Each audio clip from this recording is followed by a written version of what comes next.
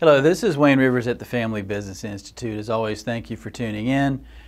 Today I want to talk about psychological safety. We want to talk about the definition, why it's important, and 5 tips for how to get more psychological safety in your workplace. But first, I want to follow up on the announcement we made a couple weeks ago about our Contractor Business Boot Camp. You know, we talked about this is a 20-year dream come true for us, and we're actually way ahead of schedule in filling up our first class. We only have 8 seats left to get to our target number in our first class, so we're actually way ahead of schedule. So if you have an interest in sending your young high potentials or nominating a valued subcontractor for Contractor Business Boot Camp, by all means click on the link below, jump on it, because we are filling up fast and we want to be able to accommodate everyone, but we only have a certain amount of room. So having said that, we will look forward to hearing from you, and Charlotte will follow up as soon as possible.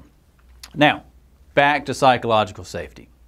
All right, so all of our clients focus on safety in their workplaces, and our contractor clients in particular are obsessed, as they should be, with safety. So, you know, everybody wears hard hats, you cap off the rebar, you clearly mark roof edges and elevator shafts and all those kinds of things. It's all about physical safety. So what is this thing, psychological safety? That's kind of a, you know, this is a new concept for lots of people, and psychological safety is simply the belief that you won't be punished or ridiculed or penalized somehow for making a mistake in the business. You're allowed to do your job with a certain amount of latitude to get things done. You can speak your mind, you can take moderate or reasonable risks in getting the job done. You can change the way the job gets done potentially. But you're allowed certain latitudes, and that's psychological safety. Now you say, well, we have that in our business, Wayne. I mean, golly Moses, we're just as sweet as we can be around here.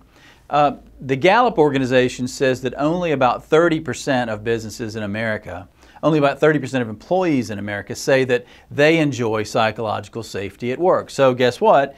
You're more likely to be in that 7 of 10 that doesn't genuinely have psychological safety. And over the years, I've observed that most family business leaders sort of practice the Vince Lombardi style of leadership, where if you make a mistake, you get your fanny chewed.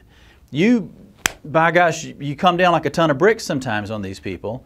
And when they do things well, they rarely get an attaboy or a pat on the back or a job well done kind of a thing. It's leadership focused on don't make mistakes, don't screw up, versus leadership based on I'm encouraging you to do a great job and I'm appreciating it when you do so.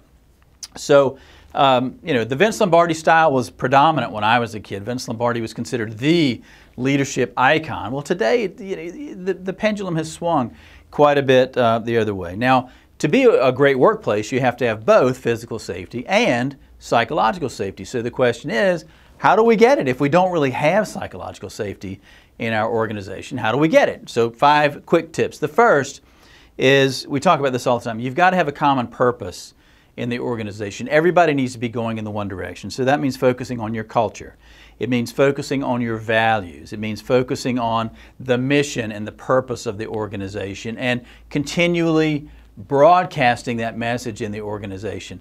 Now, if you as the leader, or leaders plural, are working 80 hours a week and task after task after task and meeting after meeting after meeting, you're not able, you don't have the time, you don't have the luxury of promoting culture in your business. So part of being a great leader is breaking away from the day-to-day and allowing yourself the luxury of taking 5 hours a week or 2 hours a week or something and focusing on the big picture 30,000-foot view of the company. The second tip is you've got to be available to your people. So there again, if you're working 80 or 100 hours a week and task after task, you're not available to your people. We really encountered a guy one time that had 24 direct reports. Now, nobody should have 24 direct reports, first of all. But the complaint was not that he wasn't getting his job done. The complaint from the direct reports was, guess what? They couldn't get enough time with their boss.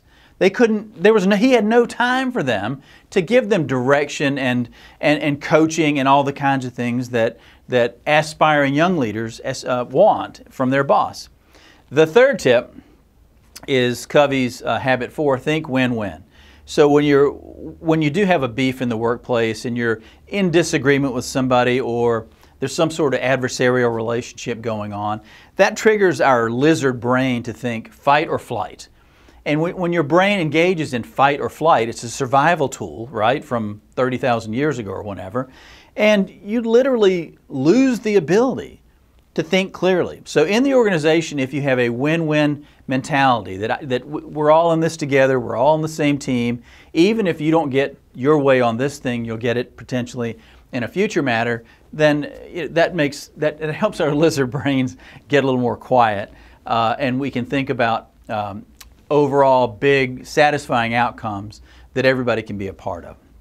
The fourth tip is to anticipate reactions and objections when you know you're going to be on differing sides of an issue with another leader or your boss or somebody in the organization. So think through, what are the likely objections, or what are the likely areas of disagreement on this particular issue, and how can I react to them? How can I agreeably but forcefully make my case? How can I be assertive in a charming way?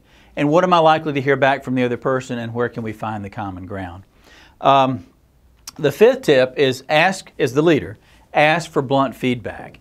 If you encourage blunt feedback about your own performance, that'll trickle down in the organization, and that will allow for other feedback, other constructive criticisms, if you will, from your junior leaders, and even up and down the food chain in the organization. And one final thing, this isn't a tip but a good thing to practice, is measure psychological safety. You can use these online tools, SurveyMonkey or whatever it is that you use, and you could do a blind survey. A real simple thing to do is ask your people on a 0 to 10 scale, with 10 being super safe psychologically and 1 being not safe at all psychologically, how would they rate the organization? And if it comes back a 4 or a 5, well, guess what? You're about average, or probably a little below average. If it's an 8 or a 9 or a 10, good for you, that's great. But the idea isn't to find the number and then go, oh my gosh, oh, this is horrible, we're only a 4. The idea is to get that 4 up to a 6, and then a 7, and then an 8, by improving the culture over time. So everybody talks about the buzzwords, about employee engagement and culture in the organizations, and everybody has trouble hiring people right now. If you want to hire great people, you've got to have a great organization. And one of the only ways to have a great organization is to focus on the culture. And one of the first things that you need to focus on in culture is, guess what? Psychological safety. So that's our topic for today. Thank you for tuning in. And don't forget about that Contractor Business Bootcamp. Click on the link below and let us hear from you if you have an interest, so we can get this thing booked and done and meeting on April 26th and 27th of this year. This is Wayne Rivers. Thank you.